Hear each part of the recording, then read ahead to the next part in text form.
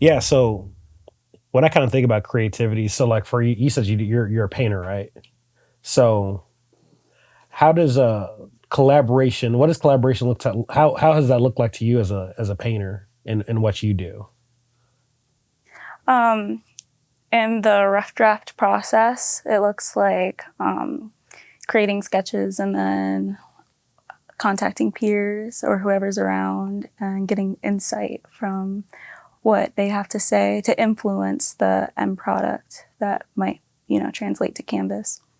Okay, so it's kind of like you have like a rough draft, and then you have like peers who you kind of like trust to kind of like Mm-hmm. look at it and And everything. yeah, depending on that level of trust, like if it progresses even more, then you can even, maybe see that you're working throughout to the end product with that person. But of course, I feel like a challenge with creating art is, sort of setting yourself aside for that other person to come in, that closeness and where that idea is taken along.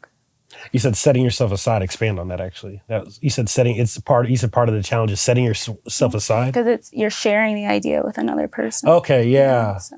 yeah. No, that's interesting. Interesting that you say that. It's funny because like, and I can like the realm of poetry is just interesting in that like, it's an art form it just got accepted like as a Grammy nominated genre. So like, I feel like it's still being understood as an art form and all that, and like what it kind of entails and all that. But like when in the world of poetry, like collaboration's interesting because like um you have poets who like maybe like for like poetry slams who maybe like write poems together and all that. Mhm. But for the most part, like poetry is just kind of like the poet just writing and all that. And like you'll have people who like they don't really have people who like look over their work and give them feedback, and they're just like they kind of just write their piece and they're just like, okay, well that's good. But you'll have the sector of people like for me, I just got into like having people like look over my work, and like I've been doing it for 10 years, and like I've gotten to a place where I finally like have peers who I trust, who are kind of like poets who are like really like well-known poets who like I'll send my stuff to, and then it's kind of that process like you said of like they kind of just look through it and uh they'll like cut out lines that maybe don't fit, and sometimes like part of that kind of takes like me being Because it's like your soul. yeah, part it kind of just takes me being like okay, like let me let go of that part and let them do what they do because That's yeah. you know but I think it's hard for creatives to kind of like do that because like we like to just have complete ownership like of our art and say like, oh, this is ours and nobody else touches it, which Mhm.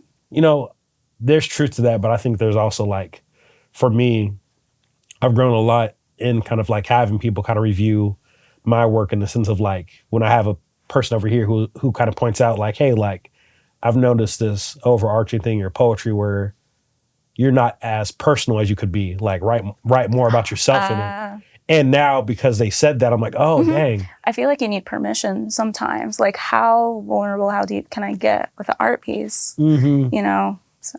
Yeah, exactly. So like I love having that, like having creative peers who I can like trust in that of just like getting their feedback on work and like taking that feedback and not just having it for this certain poem, but for like later poems. Cause now like the poem I'm writing right now, like it's been great, but like now I've kind of in the space of like, okay, how do I make this personal now and like put more of myself into it because I understand that's something I haven't done in the past because of this poet saying that and all that. But that's been a bit, and you just need that as a creative, I think, like having those eyes to kind of like give you perspective on like where your work could grow and like speak to people in a larger frame, not in the sense of even just creating like better art as if like it's going to be like perfect, but it makes your art more accessible, to like people and all that because you have someone kind of like giving you feedback and all that. It's helped me a lot as a creative, so I benefit from that a bunch actually on a collaborative level. Yeah. Do you think having that stuff for yourself, not having that feedback as a visual creative, do you think you could do your uh role as a creative, as a visual creative, without having feedback and all that, or is that like how essential is like having that feedback from like peers in that collaborative space? I think your growth gets stunted. I think it's possible, but it can be challenging to reach that next level without those other set of eyes that, walked where you haven't, Yeah. places and vulnerability. You know what I Yeah. mean? Meeting yourself to that degree and bringing that out to the external world. Like you sort of need to witness that within sometimes someone else. I don't know who the first person was, you know what I mean, that went there. Because honestly, I feel like we're always trying to see what is appropriate and what is not appropriate for this given circumstance. And that's why I think it is really challenging to collaborate, because you need to find people that not only that you work well with, but are very accepting to who you are as a person. Yeah. You can be on completely different wavelengths. So Yeah. That's definitely it's not collaboration. It just doesn't always work. And it's Yeah. rare and it's hard to find, So No, that's definitely something I want to unpack later, because that's something I think is like important with collaboration. Like it's not a sense of like finding people to collaborate, but like knowing that, like realizing who you're attracting, like collaboratively, and that's been a big part of my journey, really, and all that. So you said something earlier, actually, that I was wanting to expand on. I'm trying to think about what you just said. You said something.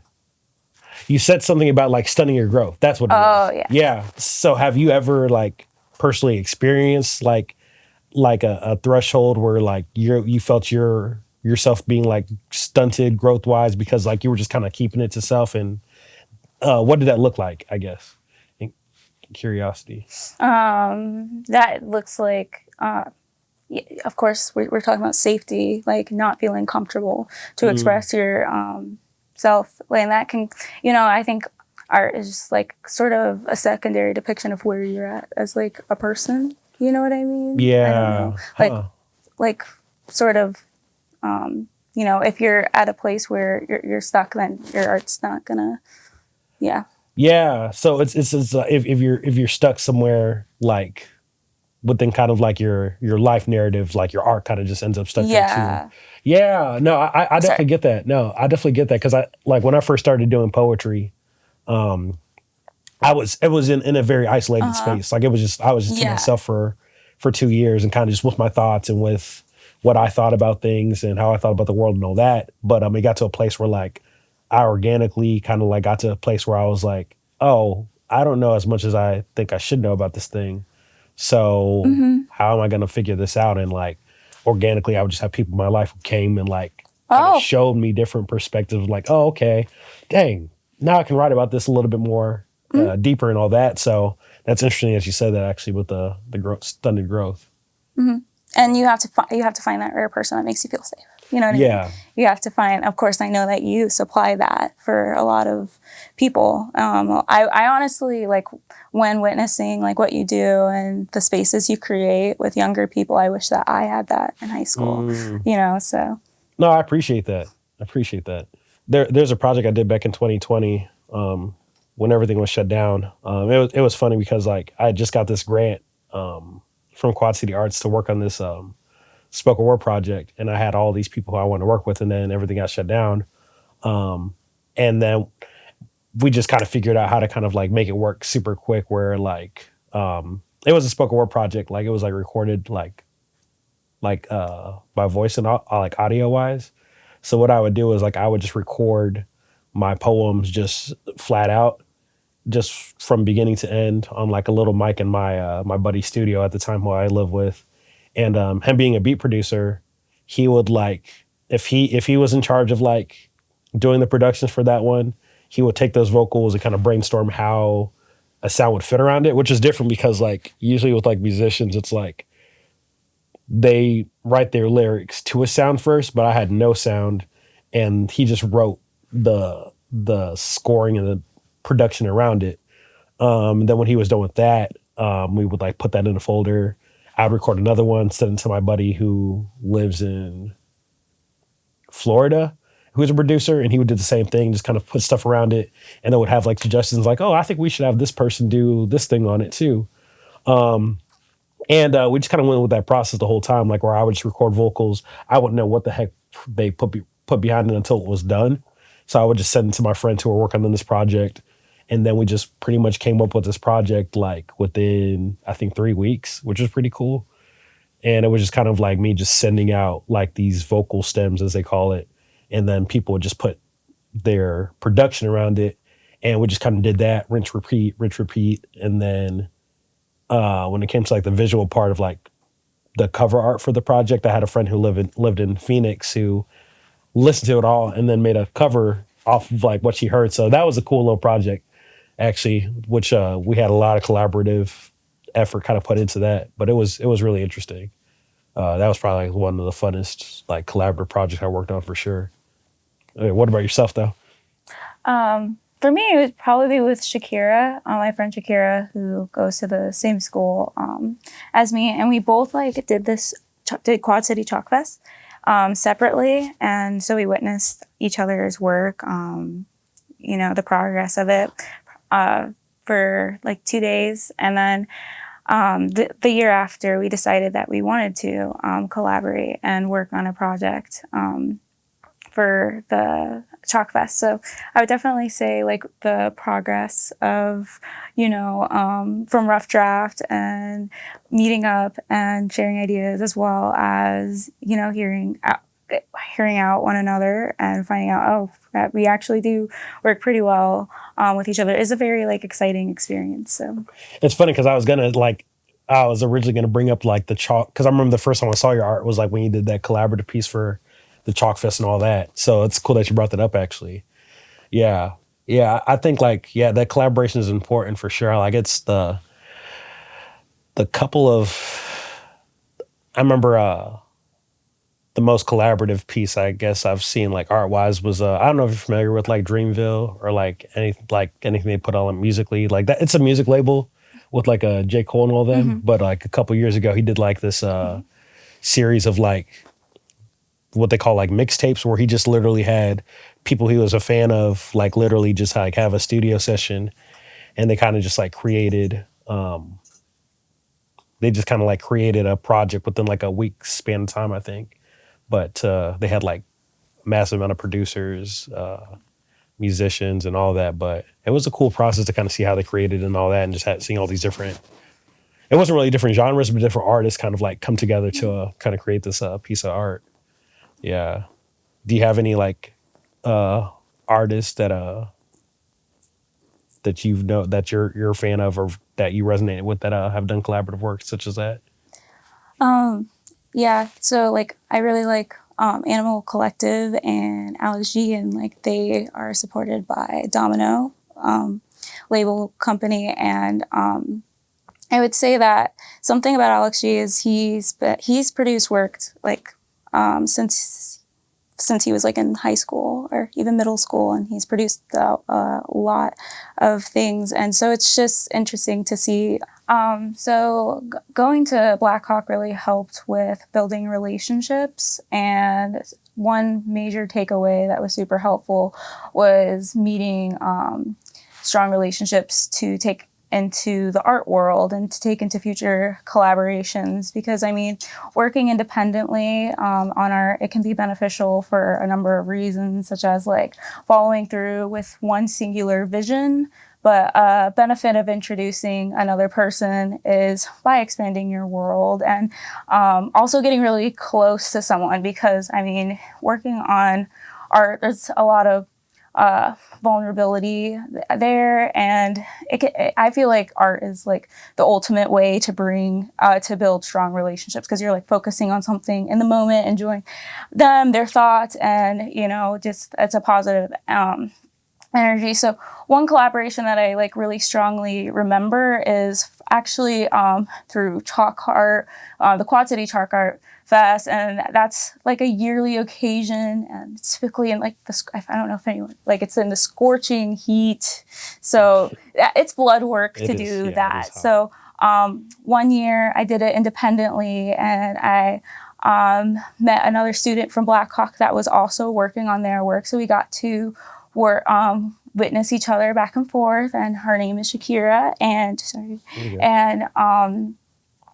And it was really interesting to find out that she was interested in doing the Chalk Fest again another year. And so we decided to team up and come up with an idea, confide in the resources at Blackhawk, talk to professors who also sort of helped us navigate the team working process, because I actually had to talk to a professor. I was like, can you please help us with organizing? Because there's a lot of organization when it comes to collaboration. And so it was just it was a major learning experience to figure out, okay, so who does what on this art piece and when to let each other shine in their strengths. So that was the 2022 Chalk Fest. That might not be something along the lines of that, yeah.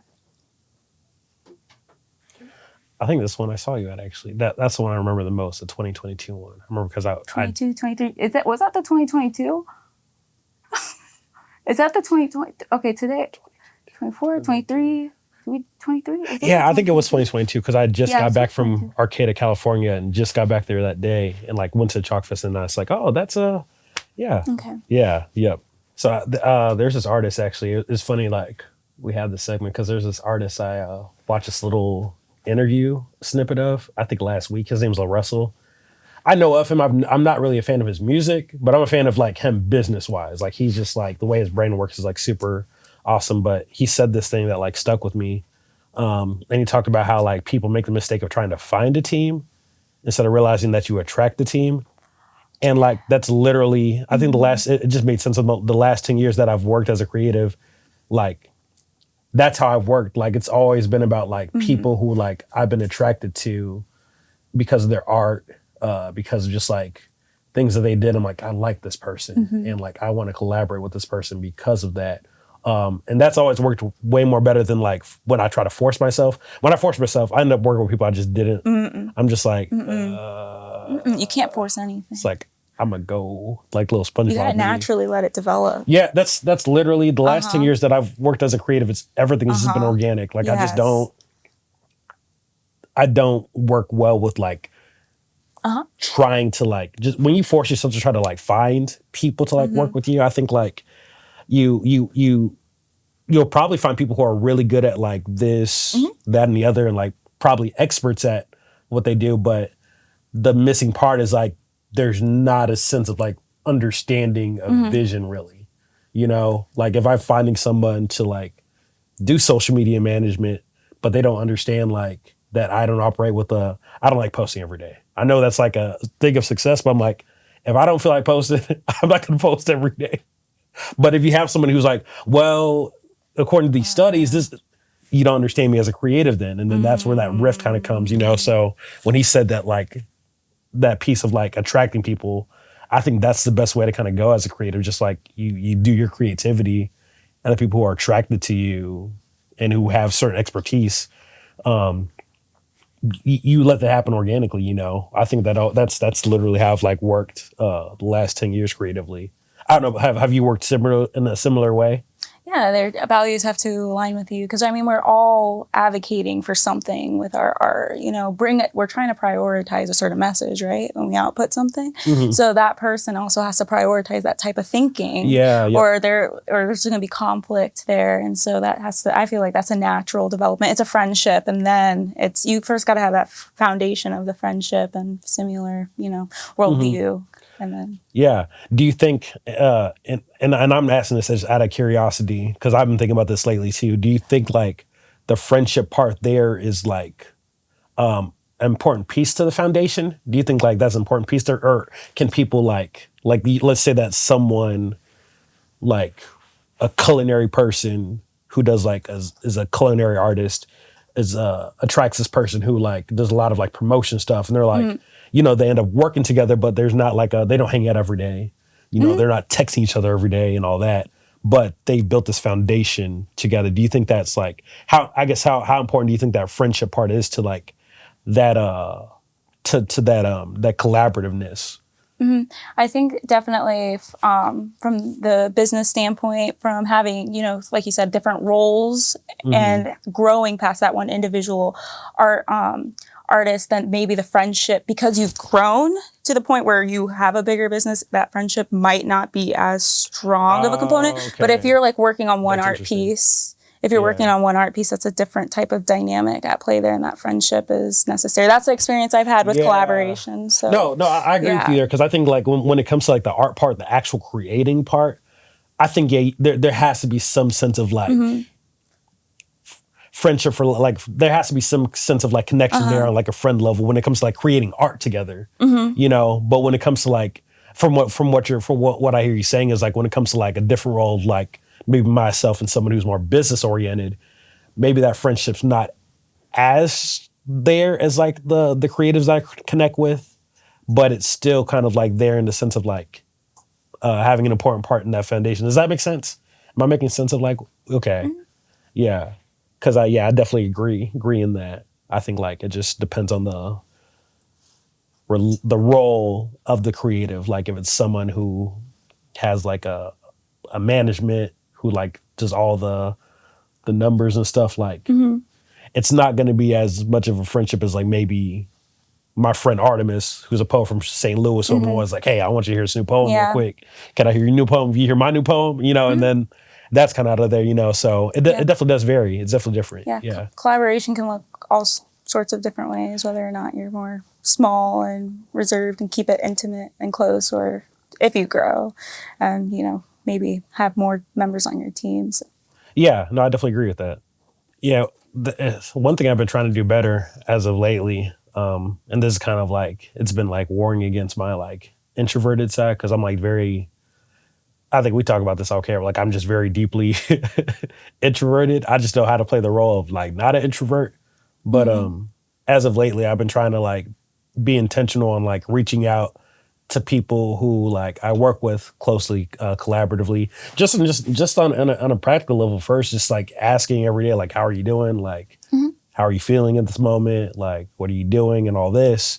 And kind of in there, you know, obviously like conversations on like, oh, we have this project coming up. We're going to work on this, and any other, you know, those, I think, again, those things just naturally come up because we're already working on those things. But for me, I've been trying to be more intentional about reaching out to people who I work closely with, you know, because again, like you said, like when you have that with those who I've established that friendship with, it's just like, man, like you should check in on your people. That should just be a thing that you do. But I think all the more creatively, it kind of just it kind of like it's important to me to reach out in that standpoint for me personally, because like it kind of makes that connection nuance of like realizing that like even though we work on this project together, like I'm checking in on you as a human because I care about you on a human level, you know, as opposed to this thing first, you know, when this thing comes first and then it's you, like things kind of, that's an issue in my opinion. yeah, things just kind of feel weird. It's just like if I'm texting you at 6 a.m, it's like, hey, can you have this in by Friday? It's just like it kind of like, I don't know, it kind of ruptures it affects the foundation a little bit, I think, you know. So for me, like I've been trying to make it an intentional practice of like getting out of my hermit zone and like reaching out to my friend who does like my publishing and all that, and being like, hey, like how are you feeling today? Because I know you were stressed and anxious last week. Like, how are you feeling? Do we need to kick it? Do we need to hang out? And then we'll talk about those things naturally, or reaching out to the person who does my photos. How are you feeling today? I know you felt like this last week, and then, you know, and then kind of just letting those things naturally come up. Again, I think it's just like when you build organic, I think just everything kind of should just comes out that way, you know. To place. Yeah. So that's kind of like how I'd go about it. But what about yourself? Yeah, definitely. The art is a secondary expression of how good that relationship is. So for me, and again, the person that I collaborate with, which is Shakira, we ended up like, you know, going on adventures and sort of enjoying, finding ways to enjoy life, whether or not it's eating food. And we both, if you like look at both of our art, we're both influenced by like mindfulness and sort of different like the philosophy that comes with mindfulness. So we found a book and we like read through it, and that sort of inspired possible future projects, as well as just staying in touch with old peers. Like we have our Terrence Gray, who's at Blackhawk and is a really amazing instructor. Like, he mentioned possibly doing like possibly having an opportunity for us to like work on a garden mural, you know what I'm saying? So it's just like, and of course, probably the material that we read, the poetry that we read will influence that mural, you know? So just living life with each other. Yeah. I don't know. That's just but that's living life with each other. That's exactly, like I said, like that's literally how I've kind of just built what I do as a creative, you know, like from the first beat producer I worked with, that's like my brother now. Like King Supreme, like I could go to his house at 1 a.m.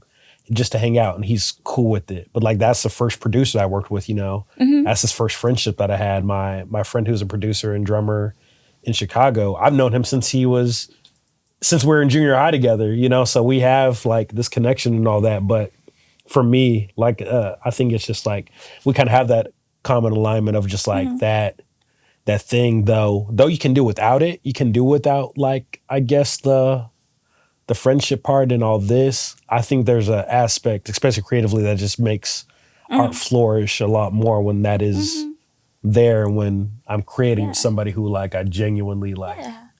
Like, why are we creating art? Is it to connect? You know? So we gotta have that sort of, I feel like for me, that's an important component for me. You know, so I want authentic relationships while we're briefly here, you know, you know, with the people. So no, I agree with that. I like that. That's the like philosophy I carry into every single day. That's like the prominent one. Yeah.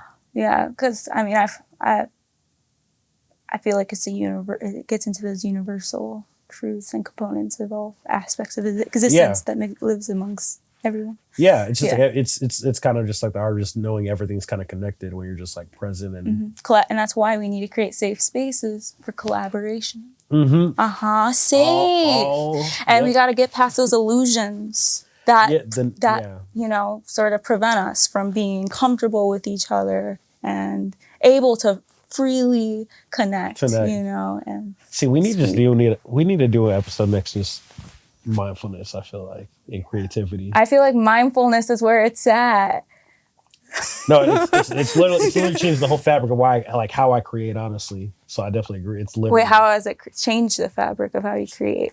Because I think about the why more. Like I think at first when I was creating, I was talking about the what, but not the why. Oh, it's just like, the why is the why you can go. It's like, this makes me upset. Oh, or this frustrates me. Oh, like, that's the ego. Racism, social issues. Like, why does it? Okay. Why does that irritate you? Yeah. So like I think now it's just like, okay, why am I writing about this? What's my personal connection to it? Do I have a personal connection? If I don't, then I don't need to write it. If it's just for like people to just like hear stuff and think I sound whatever, I'm like, I don't need to write this then. But yeah, mindfulness made me think more about the why. Like, okay, like if I'm writing about this social issue of like war on drugs, why are you writing about that? How has that affected you? What is it about that? So it's just, I think mindfulness makes me sit with that more, of just like the why I'm creating this thing, and then makes me more focused on the intentionality. That's why I think that's why I write. Yeah. I write a lot less than I used to, because for me it's now more like quality over quantity. Like I want to give something that's like it makes sense, and it's not just like me saying a whole bunch of stuff, but distractions. Yeah. And that's a reflection of your journey. Yeah. With mindfulness and how you organize your thoughts and how you view your thoughts. Yeah, exactly. No, it's seriously what it is. You got more to a core version of you've developed. Yeah. It's a secondary expression of your personal journey. That's affirming. I appreciate that, because that's I tell myself that, but it's affirming to hear that. It's literally just like, I think just moving from the what to the why.